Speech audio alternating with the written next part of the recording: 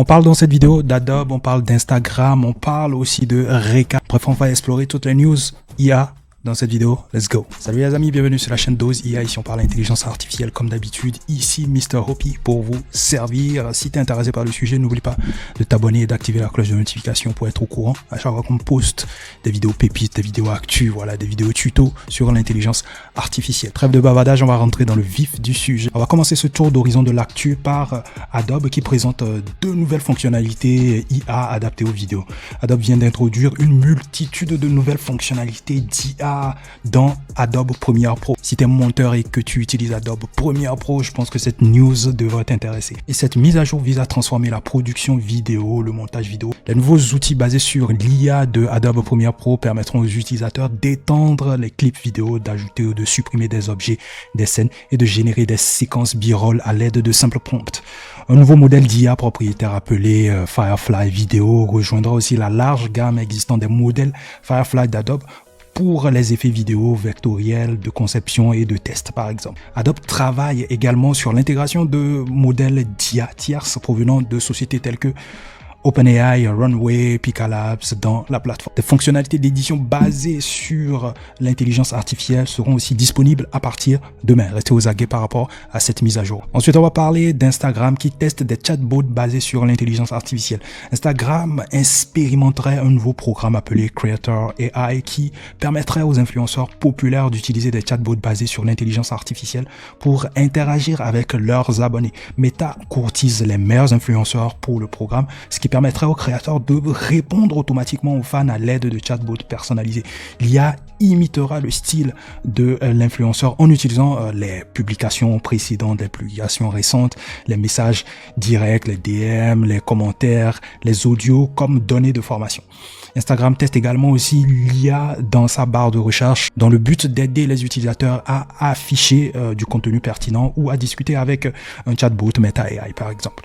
Meta avait déjà aussi essayé d'incorporer des avatars IA dans la plateforme en utilisant des célébrités IA, mais cette décision n'a pas été du tout bien accueillie par les internautes, les fans d'Instagram. Allez, on enchaîne sur Reka. Reka, la startup IA Reka vient de lancer Reka Core, un nouveau LLM multimodal capable de gérer des entrées de texte, d'images, audio, vidéo, tout en correspondant ou en surpassant d'autres modèles leaders dans divers benchmarks. Reka Core a été entièrement formé en moins d'un an en exploitant des données synthétiques sous licence et accessibles au grand public.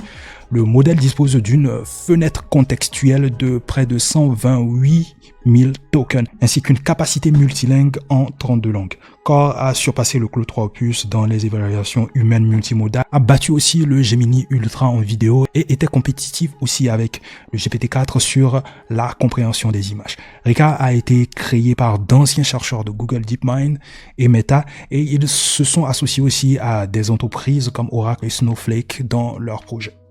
On va aussi enchaîner avec cette news intéressante. Microsoft qui a investi 1,5 milliard de dollars dans une société d'IA aux Émirats Arabes Unis. Microsoft vient en effet d'accepter d'investir 1,5 milliard de dollars dans G42, une société d'IA basée à Abu Dhabi qui faisait déjà l'objet d'une enquête américaine pour ses liens avec la Chine. Vous savez que les USA et la Chine, c'est pas trop ça.